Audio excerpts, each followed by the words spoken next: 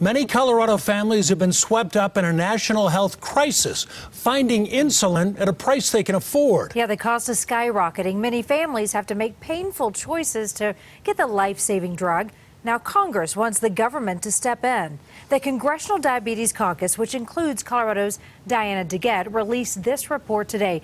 They found a patient's out-of-pocket insulin cost can exceed $300 per vial, and many people use at least 2 vials each month, putting annual cost of more than $7,000. Who can afford that, especially if you work at a lower-income job or are uninsured? Rick Saunders shows us the tough choices that some families are making. No! The Bartons are a happy family, despite the stress of a chronic illness. 9-year-old Eli has type 1 diabetes. I was so scared about my life, and then until I started doing everything and getting the hang of it, it started getting not so scary. Eli does do everything. He wears a high-tech monitor that tells him when his blood sugar level is low. I drink a juice, and that will shoot me up. Several times a day, he must inject himself with insulin. If he does not get that insulin, he will die. There's no question about it. It's a fact. The fact is that the price of that insulin has skyrocketed over the years. The fear of keeping my son alive is just so real.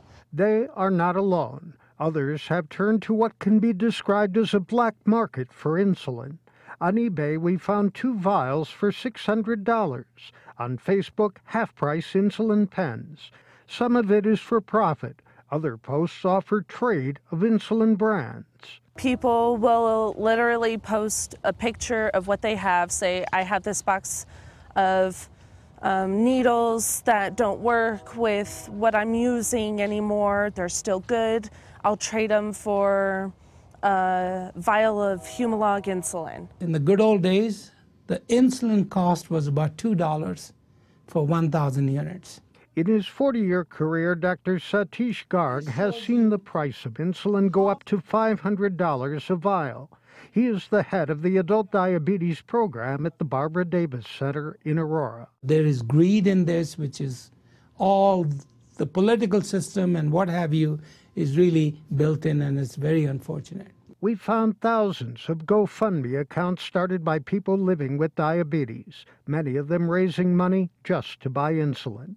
In the case of Shane Patrick Boyle, he was collecting for insulin but died before he reached his goal. People wouldn't be turning to the black market if insulin was affordable. Heather changed her whole life, graduating from a job training program and getting a new higher-paying job with better insurance, all so they could afford Eli's life-saving insulin. If I never even worried about it or never even did anything about it, I would probably die. So sad, but true. We asked the pharmaceutical companies why this vital drug has gotten so expensive. One told us their profit margin is changing due to health policy changes in the U.S.